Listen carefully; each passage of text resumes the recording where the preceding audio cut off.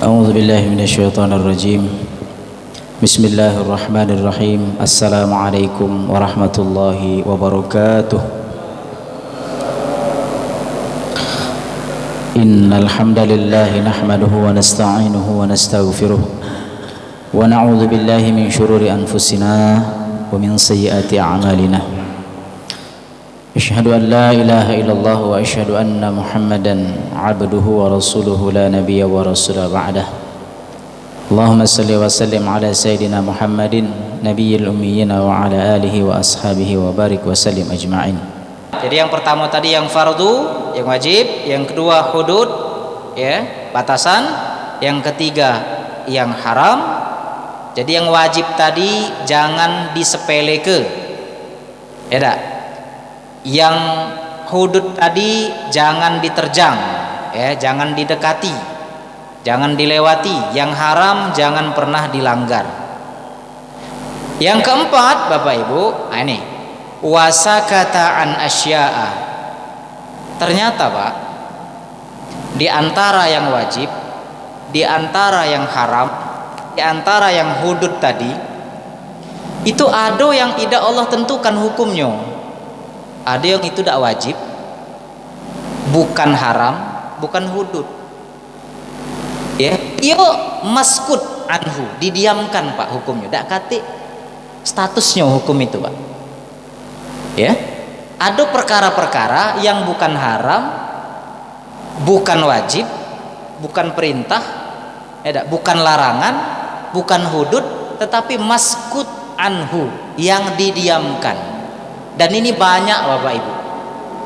Artinya Allah tuh tidak pengen kita tuh ngabisi waktu membahas itu. Dan Allah tuh tidak pengen kita tuh menghabiskan aktivitas kita membahas itu. Makanya Al-Quran itu Bapak Ibu, dalam Al-Quran itu kan dijelaskan Pak, ada 25 nabi yang disebutkan dalam Al-Quran. Tapi dijelaskan tidak Pak biografi nabi-nabi tersebut? Misalnya Nabi Adam lahir tanggal berapa, hari apa, Nabi Idris, Nabi Ibrahim, dijelaskan tak? Tidak kan Pak? Kenapa? Artinya Allah tuh tidak terlalu mewajibkan kita untuk mengetahui detail seperti itu. Allah cuman menyuruh kita, mewajibkan kita menggali hikmah dari kisah-kisah tersebut. Ya, kalau kita cek dalam Al-Quran Bapak Ibu, mengapa yang terbanyak disebutkan dalam Quran itu kisahnya Nabi Musa alaihissalam. Banyaklah nama Nabi Musa Pak daripada nama Nabi Muhammad. Muhammad cuma disebutkan kalau tidak salah 4 kali dalam Al-Quran. Nabi Musa itu lebih dari 50 kali Pak. Ya, kenapa? Bahkan nama Nabi Musa itu nama Nabi yang paling banyak disebutkan dalam Al-Quran. Salah satu hikmahnya ternyata Allah tuh ingin menguatkan Rasulullah dengan kisahnya Musa itu Pak. Saat Rasulullah itu sudah down dengan dakwahnya yang tidak bertambah-tambah pengikutnya, semakin hari semakin dimusuhi. Ketika dakwah ke Taif itu dilempari, sampai beliau luko-luko, nyender lah Pak. Sampai beliau nanya, ngomong cak ini tebatin dalam batin Nabi, bener dah aku ni Nabi?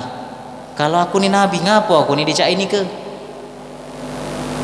Dia diusir, dibabit, pakai kotoran unta, pakai batu, dihina, diejek, diomongi apa?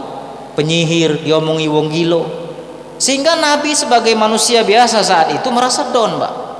Maka Allah turunkan, ceritakan kisahnya Nabi Musa. Musa itu Muhammad, perjuangannya tidak lebih mudah dari kau. Nabi Musa itu masih kecil, lah dianyut ke di sungai, diembek oleh Fir'aun, oleh bini Fir'aun. Yang Fir'aun itu kelak menjadi musuhnya. Jadi Fir'aun itu Pak, bapak angkatnya Nabi Musa, yang merawat Nabi Musa, tapi kemudian menjadi musuh Nabi Musa. Kau udah seberapa? Maksud Allah itu itu. Nabi Musa itu dari kecil beliau itu cadel Pak, mulutnya ngomong tidak lancar. Makanya beliau menawarkan, minta kepada Allah Haruna akhi, supaya Nabi Harun menjadi pendampingnya. Jadi mulut Nabi Musa itu tidak bisa lancar ngomong. Sedangkan Muhammad fasih luar biasa mulut. Kata Allah tuh, kau nak down, kau tuh dikasih kemampuan lebih daripada itu. Jadi kisah-kisah Nabi itu, terutama Nabi Musa, itu berfungsi menguatkan basirah dan batinnya Rasulullah SAW. Nah, selebih itu Pak, yang tidak diceritakan ke dalam Quran, tidak usah pening-pening nak gitu cari tahu itu.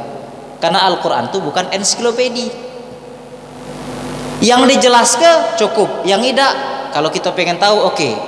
Tidak, tapi tidak usah nak mati-matian gini. Misal, Ustaz, ketika Nabi Adam turun dari surga, itu kaki kanan dulu apa kaki kiri dulu? Gunanya apa lah kira-kira? Nambah iman, nambah tidak? Artinya Pak, Allah tuh tidak pengen Ustaz, dinosaurus dulu apa Nabi Adam dulu? Ustaz, apa hukumnya berkurban dengan daging dinosaurus? Ini pertanyaan-pertanyaan yang kemudian akan menyulitkan bagi orang-orang yang bertanya. Habis ya? Jam berapa menit lagi? Berapa menit? 3 menit lagi ya. Oke. Jadi Bapak Ibu, perkara-perkara yang didiamkan itu ya, sengaja memang tidak dibahas supaya tidak menyulitkan kita. Dan itu banyak sekali Bapak Ibu. Ya, hal-hal yang menyulitkan. Misalnya Allah cuman mengatakan Allah itu berkuasa atas segala sesuatu. Lalu timbullah pertanyaan filsafat. Ustaz, kan Allah itu berkuasa atas segala sesuatu. Allah itu maha kuat. Bisa tidak Allah menciptakan sesuatu yang sesuatu itu ditentukan Allah tidak bisa diangkat oleh Allah? Paham tidak maksudnya Pak? Allah itu kan berkuasa Pak, maha kuat, maha besar, maha agung. Bisa tidak Allah menciptakan sesuatu yang tidak bisa diangkat oleh Allah? Ini wong ini cak kepintaran, cak nak berpikir ya, tapi kayak pening dewek pala dia. Ujung-ujungnya sholat tidak lagi. Ini Pak, mahasiswa kami Pak, baru 1 semester belajar filsafat, ladak sholat lagi ya tak? Ini sama caranya ya. Nah, jadi Bapak Ibu sekalian, wasakata an asya'a, maksud Rasulullah itu adalah ada perkara-perkara yang maskutu anhu, yang didiamkan, yang artinya memang kita tidak diwajibkan untuk mengetahuinya. Kalaupun kita berusaha untuk mengetahuinya, itu berbahaya kalau kita bersungguh-sungguh, yang kemudian merepotkan kita, dan akibatnya kita ini pun meninggalkan yang wajib tadi, meninggalkan yang hudud tadi, meninggalkan yang disunah-sunahkan tadi. Ya, untuk apa Bapak Ibu? Kenapa Allah menetapkan juga sesuatu yang didiamkan, yang tidak dibahas? Ternyata kata Rasulullah, rahmatan lakum. Ini bentuk sayangnya Allah dengan kita Pak, supaya kita itu tidak berat gino dalam hidup ini ya. Nah, karena itu sebagai rahmat untuk kita, ada Ustaz Rahmat di sini ya, kita lah dapat rahmat insyaallah. Ghairu nisyanin, Allah tuh menetapkan itu bukan berarti Allah tuh lupa. Ngapa Allah tidak menetapkan hukum ini, ngapa Allah tidak menentukan ini, bukan berarti Allah tuh lalai atau lupa. Mana Allah ini lupa menetapkan hukum makan dinosaurus, bukan ya. Maka perkara tersebut tuh bukan menunjukkan kelemahan Allah, supaya jadi rahmat untuk kita, supaya mudah gitu ini dalam menjalani hidup kita ini. Oleh karena itu Bapak Ibu, terkait dengan perkara-perkara yang didiamkan tadi, kata Nabi apa Pak, pesan Nabi, fala tabhatsu anha, jangan kamu disibukkan dengan perkara itu, jangan ribut, jangan sampai kamu bertengkar malah begocok. Duluan dinosaurus apa Nabi Adam? Kelompok yang dinosaurus Nabi Adam bebalah. Ada. Nah, ini apa, ribut dengan perkara-perkara yang tidak penting. Padahal kata Nabi fala tabhatsu anha, jangan ribut dan jangan sibuk terhadap perkara tersebut. Wallahu alam bissawab. Demikian Bapak Ibu sekalian, mudah-mudahan bisa kita pahami dan bisa kita aplikasikan dalam kehidupan kita. Wallahu alam bissawab. Assalamualaikum warahmatullahi wabarakatuh.